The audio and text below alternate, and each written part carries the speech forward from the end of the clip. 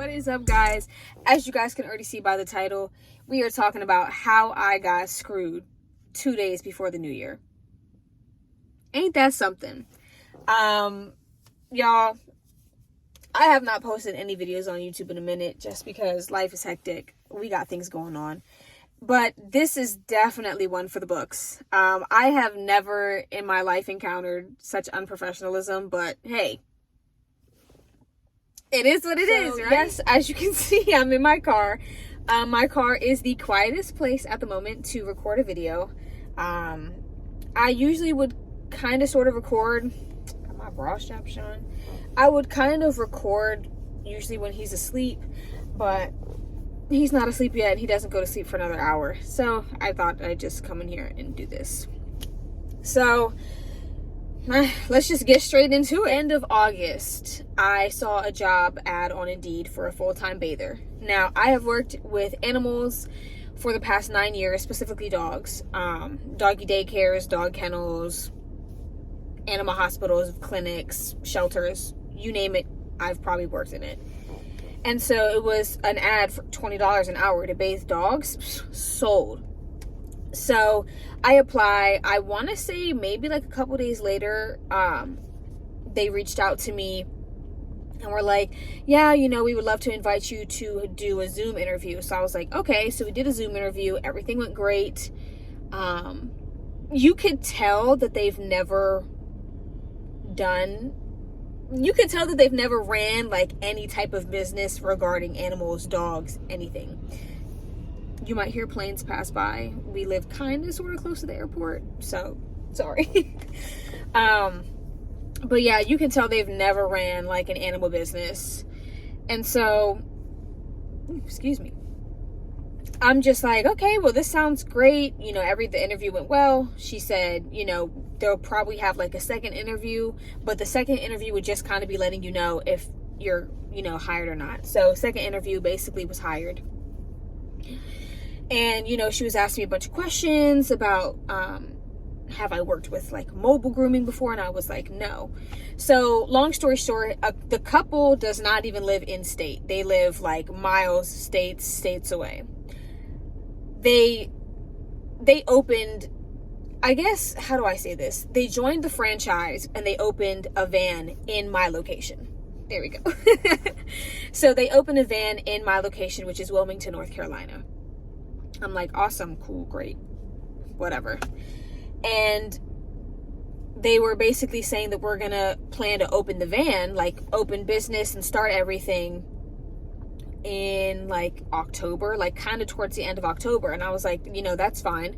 I was like, that'll give me time to find a place to put my son, find some daycare, find nannies, whatever, just get everything, going.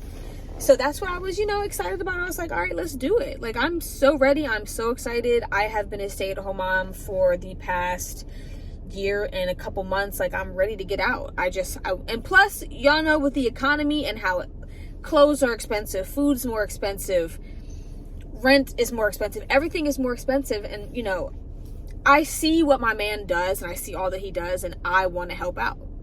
Because sometimes our phone bill may be a couple days late.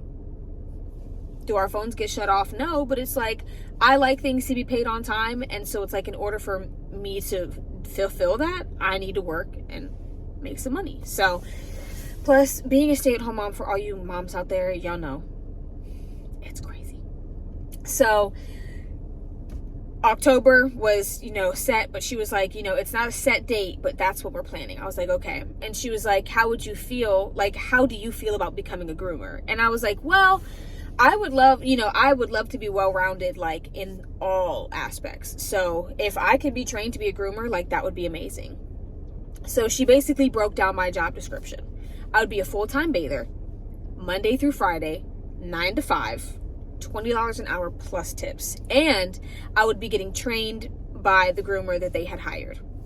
I was like, yo, this is everything. I was thanking God. When I tell you guys, I raved about this job opportunity. I was telling everybody, I was posting it everywhere. I was so excited for this job opportunity. I can't even tell you guys. And so here's where the disappointment comes in. sometimes I do believe that some things are too good to be true, or good things don't last forever. So I'm trying to get out of that mindset, but it has proven to be true time and time again. So let's fast forward. The couple, it didn't get ready by October. 3 days before Thanksgiving, the couple came down with the van, and we had kind of like a meeting at a seafood restaurant, which I hate seafood, so that was already so we had our meeting. I met the groomer, and then of course I met the couple, and everything was like super cool, super nice. I was not feeling, so it's, I was not feeling the owner's vibe, the wife. I was not feeling her vibe from the beginning, but they live out of state, so I'm like, I'm not even gonna have to see her. I'm not really gonna have to deal with her that much, so like I can definitely suck it up and do this job. I was very, very excited. And then so basically we opened like after Thanksgiving, launched. Me and the groomer were in the van. It's a Mercedes van. It's pretty big, it's beautiful, whatever. Me and her launch.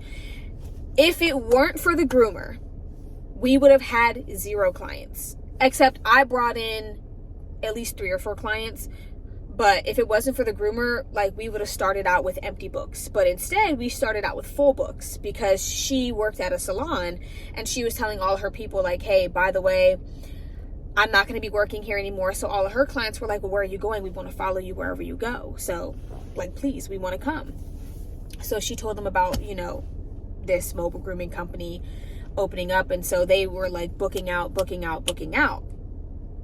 and that was amazing. So for 2 weeks we are fully booked every single day, day in and day out. The groomer would come like to my house, pick me up at like 8:30. We would be out till like 5:36 in the afternoon. 5:36 in the evening, like just hustling, grinding. And it was awesome. Like, it was such a cool experience, and I loved it. I thought everything was going great. I was like, this is it right here. So after 2 weeks, on a Thursday, so the owner had been, chewing my behind about, oh, well, how about I want you guys, and she said, you guys, meaning me and the groomer, to get a video of the van, take pictures of the van in certain pretty locations. And so on a Thursday, our morning appointment canceled. So we had a 2-hour block or a 2-hour window before our next appointment. So I texted the groomer, and I was like, hey girl, like, we should take videos and pictures with this 2-hour gap that we have. But I think she was asleep, which that's cool. I'm parked under a tree, and a bunch of these little acorns keep falling on my freaking car. That's besides the point. And so she was, asleep, and the owner had texted me. It was like, hey, so like, what's the game plan for today? And I let her know. I was like, hey, I think so-and-so still sleeping. The plan was to, knock out the videos and pictures in this 2-hour gap that we have, but that's okay. We can just knock it out, later this afternoon. And she was like, right, but she's been putting in a lot of hours and she's doing a lot of the work.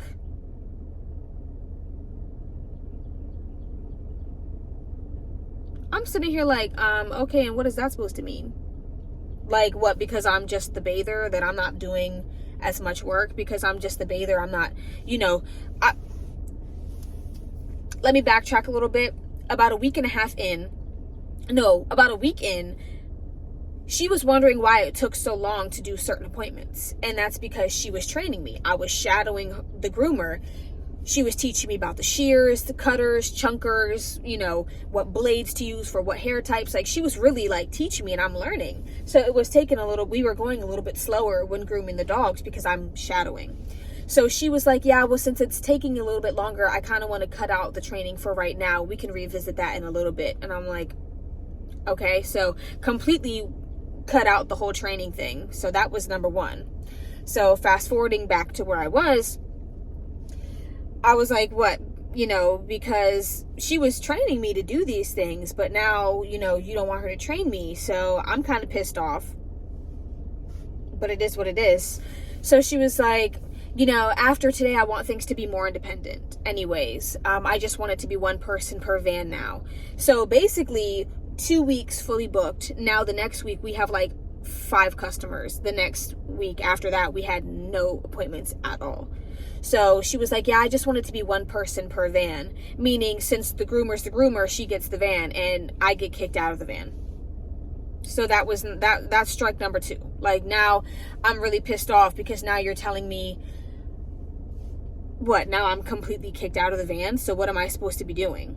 Oh, well, this would be a great time for you to get into some leadership roles. Basically meaning I can now sit at my house and do everything that she doesn't want to do, or that she doesn't have time to do. Which, if you're an owner of a company, you already know that when you first launch any business, it's not going to go as smoothly as you want it to. Your books are not going to be booked out for months and months and months at a time like you thought. Like, this animal business is not like people business.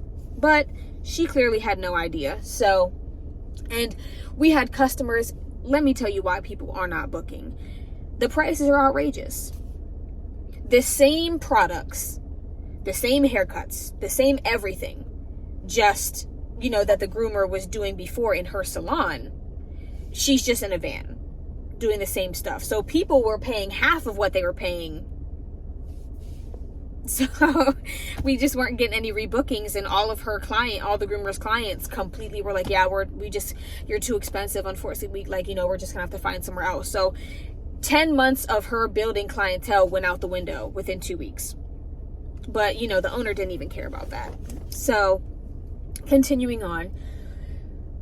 So then I was like, okay, well, we need to come up with a consistent schedule, because we don't have I need a consistent schedule. If I'm hiring a nanny and if I'm paying someone to come to my house and watch my child, I need to be able to tell them, okay, you're needed this day and this day and this day.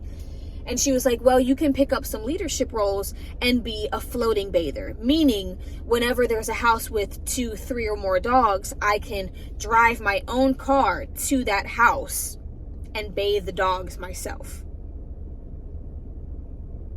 So I had mentioned, I was like, okay, well, if I'm going to be driving my own car, are we going to, are you guys going to pay for my gas via mileage? Or do you guys have a gas card that you want to get? Like, how are we going to do this? I don't feel like we should pay for your gas at all, because, and here's how I knew she was really dumb as a bag of rocks. She gave the example of, a FedEx driver drives his personal vehicle to work. And I was like, what? I was like, yes. A FedEx driver drives their car to work, which is the warehouse. From the warehouse, they leave in their FedEx truck. So that would be, instead of the groomer coming to pick me up every morning, I would drive to the groomer's house, and then from her house, then we would go in the van and start doing appointments. And she just sat there and looked at me like, so I was like, all right, okay, so I guess I'm not going to be compensated for my gas, which maybe some of you guys might think I shouldn't be, but I feel like I should, because some of these appointments are like 30, 40 minutes away. So I'm driving 30, 40 minutes to do a 20-minute bath to then just turn around and come back home. Like, it didn't even make any sense. So I told her, I was like, all right, well, Monday, Wednesday, and Friday is what I'll be paying a nanny. So on Tuesdays and Thursdays, I will be at home doing whatever leadership things that you need me to do. And she was like, okay, okay, that's fine. And so I'm like, okay, so what leadership stuff do you need me to do? And she was like, well, I basically want you, and then said a whole list of things she wants me to do. Basically, she wanted me to be a marketing consultant. I called over 30 apartment complexes in this city, trying to get them a business deal. I was calling retirement homes. I was calling other dog-friendly places. I was making promos, flyers, coming up with good ideas. I was literally busting my tail to come up with these genius ideas that she just took credit for. She took credit for all of these things. Love that. So I'm like, you know what? At this point, I don't even have anything to say. At this point, I'm pissed off. I'm irritated, because it's like, the whole point of me getting a job was to be out of my house. Now I'm back in my house. And trying to work from home on a computer when you have a kid is very difficult. Trying to call places where you have a baby who loves the phone. He's like, And people are like, huh, can you repeat that? I'm like, I'm sorry, just give me a second. I need to put my son somewhere. It was too much. And that's not what I signed up for. I signed up to be the full-time bather, Monday through Friday, 9 to 5. I didn't sign up to be sitting in my house on my laptop trying to figure out promos and making this and making that and calling all these people for you when that's your job. Anyways, so that was strike 3. So at this point, I'm irritated. I'm pissed off. I don't even want to do this job anymore. I was so upset because I literally, like, when I tell you guys I raved about this job, I raved about this job. I was like, this job is literally everything to me. I'm so excited. You know, I've been looking forward to this forever now, but it is what it is, whatever. So we decided to do check-ins at the beginning of the week and at the end of the week. So Mondays we do a check-in, Fridays we do a check-in. So coming up to a couple days ago on Friday, I don't even know what the date is. So on Friday, okay, let me backtrack. So last week on Monday, my heat went out at like 2 a.m. So the house was freezing. And so I had mentioned to her, because the owner had texted me 30 minutes before our first appointment on Monday and was like, hey, go ahead and meet so-and-so at, the first appointment's house and help out with bathing today. And I told her, I was like, well, my heat is out, so I need to stay at my house, for someone to come and repair it. And she was like, oh, okay, well then hopefully we'll see you tomorrow. But here's my thing, and here's exactly why she never did what she said she was going to do. We already talked about it. I told her after January 2nd, I will have a nanny Monday, Wednesday, and Friday. Tuesdays and Thursdays, I'll work from the house. It wasn't January 2nd, so it's like Monday, and she's like, how about you just leave and go bathe and help out with bathing today? It's like, first of all, I'm not driving my car all around this town. Second of all, I have my son with me, so I'm not about to have my son sitting in a car. And third, we already talked about this. She literally, when I tell you, she treated the groomer like the groomer was holy grail. Like she was everything. Why? Because without the groomer, their company would basically burn because there would be nobody to groom the dogs at all. So they were treating me like shit. Excuse my language. I'm trying not to cuss this year, but they were treating me like shit because it's like, well, I'm basically replaceable because anybody could bathe a dog, right? So yeah, they were treating me with disrespect, but it is what it is. And so it's Monday. We do our check-in. I told her my heat was out and I needed to stay home to, be there for someone to come and fix it. I still was able to do some work on my computer. Tuesday, worked from home all day on my computer. Heat was still out. Nobody came yet. Wednesday, worked from home on my computer. Somebody came and fixed the heat, which was awesome. Thursday, there was no appointments, no nothing. I had already finished everything that I was supposed to do for the week, so that I just didn't clock in on Thursday. So then Friday morning at 10, we had our Zoom call. So she calls me on the phone regularly, but we do FaceTime for our calls.